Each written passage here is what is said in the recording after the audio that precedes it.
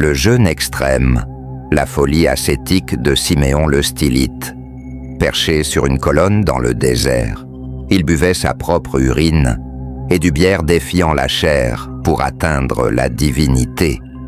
Siméon le Stylite, ermite syrien du vieux siècle, incarna l'ascétisme extrême, poussant son corps aux confins de l'humain, dans une quête obsessionnelle de pureté spirituelle. De ses jeûnes absurdes à ses pratiques choquantes, cette saga explore les facettes les plus étranges de sa vie, mêlant foi fanatique, endurance inhumaine et vision mystique. Basée sur des sources comme Théodorée de Cire et des analyses modernes, l'histoire de Siméon le Stylite révèle un homme à la fois saint et fou dont les pratiques repoussent encore les limites de l'imagination. Si vous pensiez que la foi était paisible, découvrez comment Siméon transforma la souffrance en culte. Cliquez sur j'aime, abonnez-vous et laissez un commentaire pour partager cette histoire stupéfiante. Perché sur une colonne, il buvait sa propre urine pour atteindre Dieu. Découvrez l'histoire stupéfiante de Siméon le Stylite. Cliquez sur j'aime, abonnez-vous et laissez un commentaire pour partager ce récit troublant. Dans la Syrie du vieux siècle, Siméon le Stylite, né vers 390 après J.Q.C., grandit dans une famille paysanne modeste. Selon Théodorée de Cire dans Histoire religieuse, il manifesta dès l'enfance une ferveur religieuse intense, rejetant les plaisirs terrestres pour se consacrer à Dieu. À 16 ans, il entra dans un monastère, mais ses pratiques extrêmes, jeûnes prolongés, prières incessantes, choquèrent même les moines. Expulsé pour son ascétisme radical, Siméon choisit une voie encore plus étrange, vivre sur une colonne dans le désert, loin de toute tentation. Cette décision, décrite comme un appel divin, marqua le début de sa légende. Imaginez être un moine observant ce jeune homme, refuser nourriture et confort, son regard brûlant d'une foi inquiétante. Vers 423, Siméon s'installa sur une colonne de pierre, d'abord basse, puis de plus en plus haute, atteignant jusqu'à 15 mètres. Selon Théodorée, il y vivait enchaîné, exposé au soleil, au vent et à la pluie, ne descendant jamais. Pour survivre, il adopta un jeûne extrême, se limitant à de la bière, une boisson commune à l'époque, et selon certaines sources comme Antoine de Padoue, à sa propre urine, croyant que cette pratique purifiait son corps et son âme. Les psychologues modernes pourraient analyser ce comportement comme un trouble obsessionnel, où Siméon cherchait à transcender sa condition humaine par la souffrance. Imaginez être un pèlerin, voyant cet homme perché dans le désert, son corps émacié, défiant les lois de la nature. Ces pratiques choquèrent les communautés locales. Selon John Moschus, dans le pré-spirituel, les villageois voyaient en Siméon un saint, mais aussi un fou, attiré par sa dévotion mais repoussé par ses méthodes. Une anecdote raconte qu'un disciple tenta de lui apporter du pain, mais Siméon refusa, préférant sa bière et son urine, qu'il considérait comme des offrandes à Dieu. Les historiens comme Norman Russell, dans The Lives of the Desert Fathers, notons que ces pratiques s'inscrivaient dans une tradition d'ascétisme chrétien, mais Siméon les poussa à un extrême inédit. Les psychologues pourraient y voir une forme de masochisme spirituel, où la douleur devenait une preuve de foi. Imaginez être ce disciple tenant un pain refusé, troublé par la détermination de Siméon. Sa colonne devint un lieu de pèlerinage, attirant des foules venues chercher ses bénédictions. Selon Théodorée, Siméon prêchait depuis son perchoir, exhortant à la repentance, tout en mortifiant son corps. Ces jeûnes combinés à sa consommation de bière et d'urine fascinaient et repoussaient, renforçant sa réputation de sainteté et de bizarrerie. Mais ses débuts étranges n'étaient que le commencement. Si cette vie ascétique semble déjà déroutante, Ce qui suit est encore plus sidérant. La prochaine partie explorera les visions mystiques de Siméon et comment elles alimentèrent sa légende. Mais ce n'est pas fini. L'histoire devient encore plus envoûtante. Les visions du désert, la foi fanatique de Siméon. Si les origines de Siméon le Stylite révélèrent un homme prêt à défier la nature humaine pour atteindre Dieu, ces visions mystiques dans le désert syrien transformèrent sa colonne en un théâtre de spiritualité et de folie. Perché à des mètres du sol vivant de bière, et selon certaines sources de sa propre urine, Siméon prétendait communiquer directement avec les anges, voyant des visions qui guidaient ses pratiques extrêmes. Cette partie explore comment ces expériences spirituelles, mêlées de jeûnes absurdes et de mortifications, renforcèrent sa réputation de saint, tout en suscitant des débats sur sa santé mentale. Dans une Syrie où la foi chrétienne était en plein essor, Siméon devint un symbole de dévotion, mais aussi d'excès. Si vous pensiez que ces jeûnes étaient choquants, attendez de découvrir comment ces visions bouleversèrent le désert. Vers 430, Siméon, alors dans la trentaine, vivait sur une colonne de plus en plus haute, refusant tout confort. Selon Théodorète de Cire dans Histoire religieuse, il passait ses journées en prière, s'infligeant des jeûnes si rigoureux qu'il ne consommait que de la bière, diluée parfois mélangée à des herbes, et selon des récits controversés d'Antoine de Padoue, sa propre urine, pour recycler les fluides de son corps. Ces pratiques, bien que répugnantes pour beaucoup, étaient perçues comme un signe de sainteté, car Siméon croyait que la privation purifiait son âme. Les psychologues modernes pourraient diagnostiquer un trouble obsessionnel compulsif où Siméon associait la douleur physique à une connexion divine.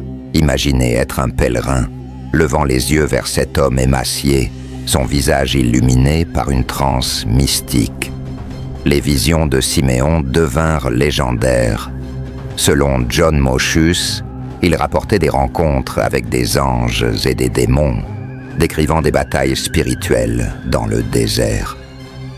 Une anecdote raconte qu'il vit un ange lui ordonner de jeûner pendant 40 jours, ne buvant que de la bière pour imiter le Christ. Ces visions qu'il prêchait aux foules attiraient des milliers de pèlerins fascinés par cet homme qui semblait toucher le divin. Les historiens comme Norman Russell notent que ces expériences s'inscrivaient dans une tradition chrétienne, où les visions étaient un signe de sainteté, mais l'extrême de Siméon choquait même les prêtres. Imaginez être un moine écoutant Siméon décrire un ange au sommet de sa colonne, doutant si c'est la foi ou la folie qui parle. Ces pratiques eurent un impact physique dévastateur. Selon Théodorée, le corps de Siméon était couvert d'ulcères dus à ses chaînes et à l'exposition aux éléments, mais il refusait tout soin, voyant la douleur comme une offrande. Les récits mentionnent qu'il buvait sa propre urine pour éviter de gaspiller les fluides divins, une pratique qui, selon les médecins modernes, aurait aggravé sa déshydratation et ses infections. Les psychologues pourraient y voir une forme de masochisme pathologique où Siméon transformait la souffrance en une quête de transcendance. Les pèlerins, cependant, voyaient en lui un miracle vivant, rapportant des guérisons attribuées à ses prières. Imaginez être un malade grimpant jusqu'à la colonne, espérant un miracle de cet homme à l'apparence spectrale. Mais les visions de Siméon suscitèrent aussi des critiques. Selon Moschus, certains prêtres accusaient Siméon d'hérésie, arguant que ses pratiques extrêmes frôlaient la sorcellerie. Ces jeûnes à base de bière et d'urine choquaient les autorités religieuses, qui craignaient que sa popularité ne divise l'Église. Pourtant, sa réputation grandissait, attirant même des empereurs. Si ces visions semblent déjà fascinantes, ce qui suit est encore plus troublant. La prochaine partie explorera comment Siméon influença les foules et devint un phénomène religieux, mais ce n'est pas fini. L'histoire devient encore plus saisissante. Le prophète perché, l'influence de Siméon sur les foules. Si les visions mystiques de Siméon le Stylite firent de lui une figure de fascination, son pouvoir d'attraction transforma sa colonne en un centre de pèlerinage où des milliers de croyants affluaient pour entendre ses prêches et chercher ses bénédictions. Vivant de bière et selon certains de sa propre urine, Siméon devint un prophète autoproclamé dont les jeûnes extrêmes et les mortifications corporelles inspiraient à la fois l'admiration et l'effroi. Cette partie explore comment il manipula les foules avec sa présence surnaturelle, ses sermons enflammés et ses pratiques choquantes, devenant une icône religieuse dans une Syrie en quête de spiritualité. Mais cette influence ne fut pas sans controverse, car ses méthodes divisaient même les plus fervents. Si vous pensiez que ces visions étaient troublantes, attendez de découvrir comment Siméon envoûta des milliers de croyants. Dans les années 440, Siméon, alors âgé d'une quarantaine d'années, était devenu une légende vivante. Selon Théodorète de Cire, dans Histoire religieuse, sa colonne désormais haute de 15 mètres attirait des pèlerins de tout l'empire byzantin. Perché au-dessus du désert, il prêchait des heures durant exhortant à la repentance et à la pureté. Sa diète limitée à de la bière et selon des récits, comme ceux d'Antoine de Padoue, à sa propre urine, fascinait les foules qui voyaient dans cette austérité une preuve de sainteté. Les psychologues modernes pourraient analyser cette fascination comme une projection collective où les foules cherchaient un guide dans une époque troublée. Imaginez être un pèlerin marchant des jours dans le désert pour voir cet homme squelettique dont la voix résonne comme un oracle. Les sermons de Siméon étaient hypnotiques. Selon John Moschus, dans le pré-spirituel, il parlait de ses visions décrivant des anges et des combats contre les démons, tout en s'infligeant des souffrances visibles. Chaînes, plaies ouvertes, immobilités prolongées. Une anecdote raconte qu'un pèlerin ému par ces paroles grimpa à une échelle pour toucher sa colonne, croyant que ce contact le guérirait. Siméon, refusant tout luxe, rejetait les offrandes de nourriture, préférant sa bière diluée qu'il buvait dans une coupe rudimentaire. Les médecins modernes noteraient que cette diète combinée à l'urine aurait causé des carences graves aggravant ses ulcères et sa faiblesse. Pourtant, pour les foules, chaque goutte était un miracle. Imaginez être ce pèlerin espérant un miracle face à un homme dont le corps semble défier la mort. Son influence s'étendit au-delà des croyants ordinaires. Selon Norman Russell dans The Lives of the Desert Fathers, des empereurs, comme Théodose II, envoyèrent des émissaires pour demander ses conseils, impressionnés par sa réputation. Siméon, depuis sa colonne, arbitrait des disputes et influençait les politiques religieuses, renforçant l'idée que la souffrance était un chemin vers Dieu. Mais ces pratiques choquaient. Certains prêtres, selon Moschus, dénonçaient son jeûne comme une forme d'orgueil spirituel, arguant que sa consommation d'urine était une perversion. Les psychologues pourraient y voir une obsession compulsive où Siméon utilisait son ascétisme pour asseoir son autorité. Imaginez être un évêque confrontant cet ermite, troublé par son influence grandissante. Cette popularité ne fut pas sans conséquences. Selon Théodorel, les foules devenaient parfois incontratables, certaines tentant d'arracher des morceaux de ses vêtements comme reliques. Siméon, impassible, continuait ses jeûnes renforçant sa légende. mais attirant aussi l'hostilité des autorités religieuses. Si cette influence semble déjà phénoménale, ce qui suit est encore plus déroutant. La prochaine partie explorera les controverses autour de Siméon et les accusations d'hérésie, mais ce n'est pas fini. L'histoire devient encore plus controversée. Les accusations d'hérésie, les ennemis de Siméon. Si l'influence de Siméon le Stylite sur les foules fit de lui une icône religieuse, ses pratiques extrêmes, jeûner avec de la bière et selon certains sa propre urine, suscitèrent des critiques acerbes, voire des accusations d'hérésie. Dans une église en quête d'unité, son ascétisme radical et ses visions mystiques divisèrent les autorités religieuses qui voyaient en lui un danger potentiel.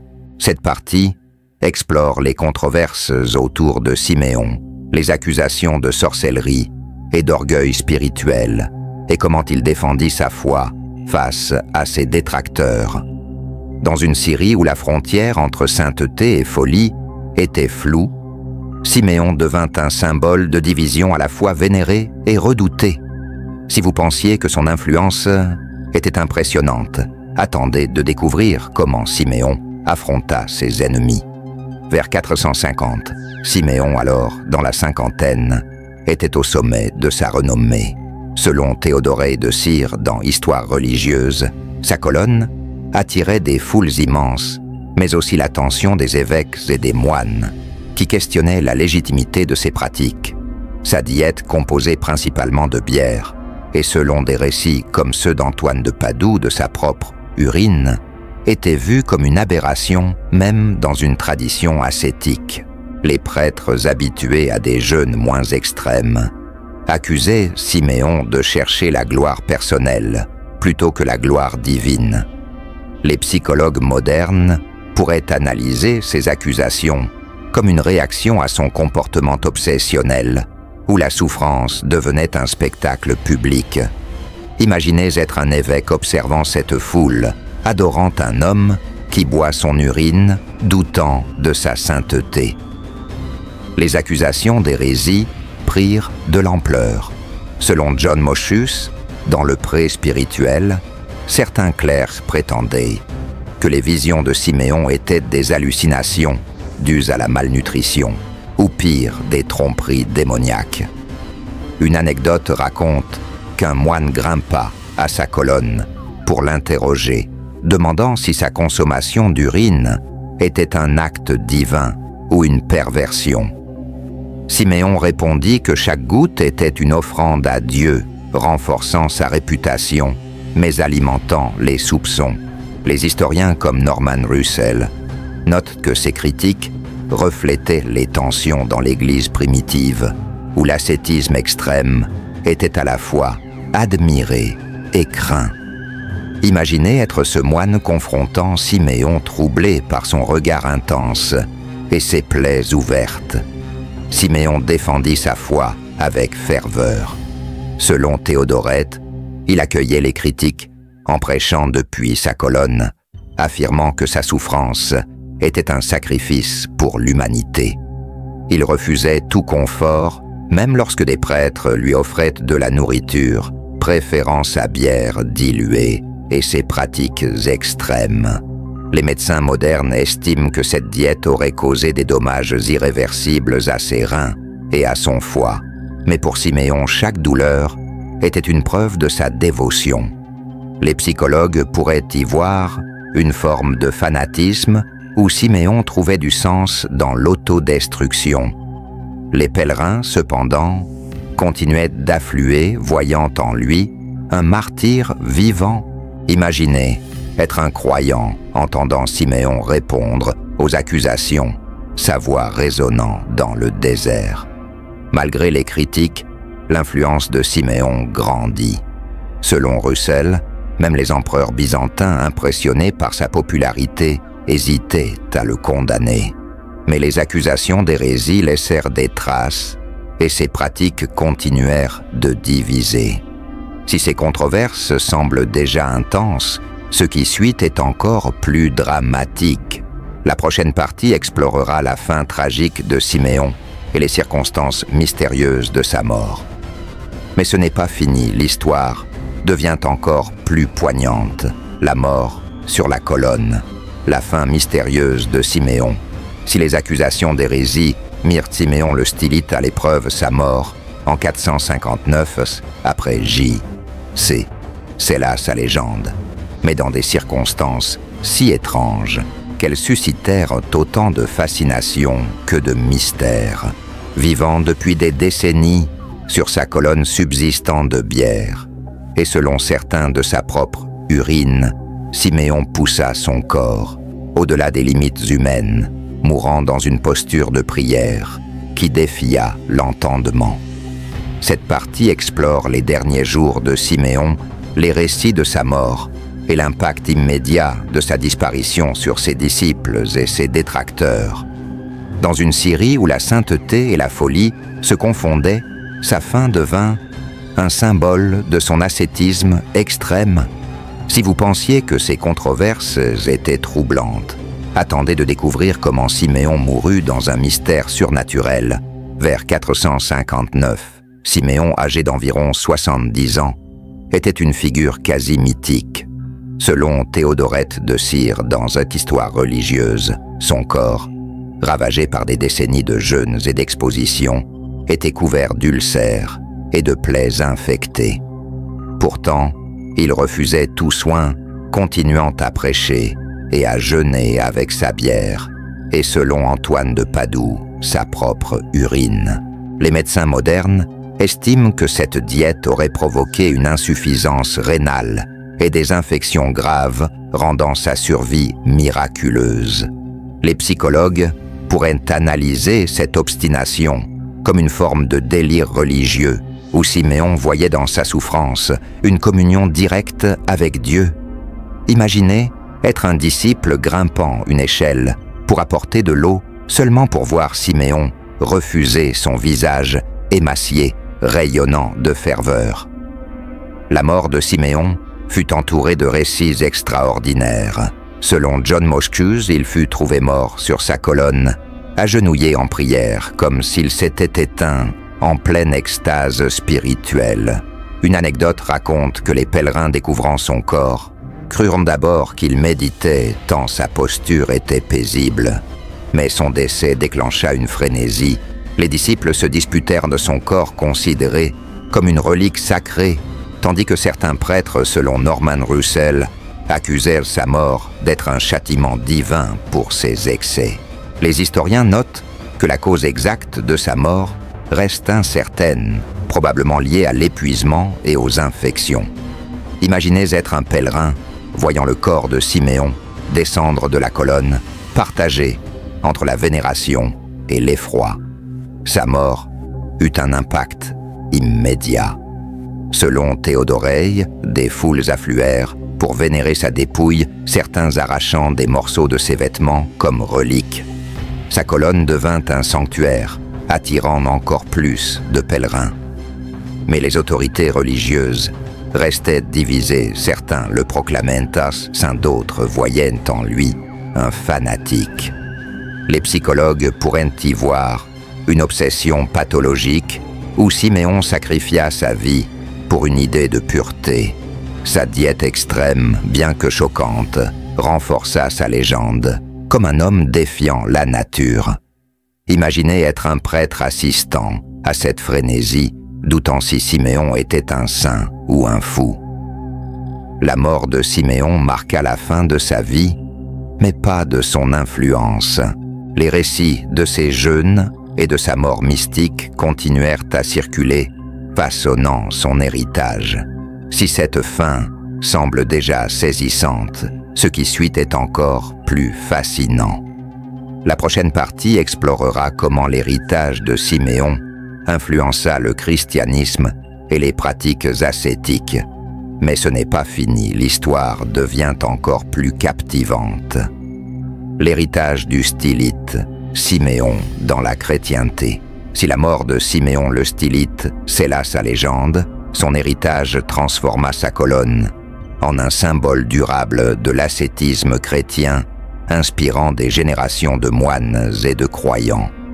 Ces jeûnes extrêmes à base de bière, et selon certains de sa propre urine, devinrent un modèle controversé pour les ascètes, tandis que sa vie divisa l'Église entre vénération et critique.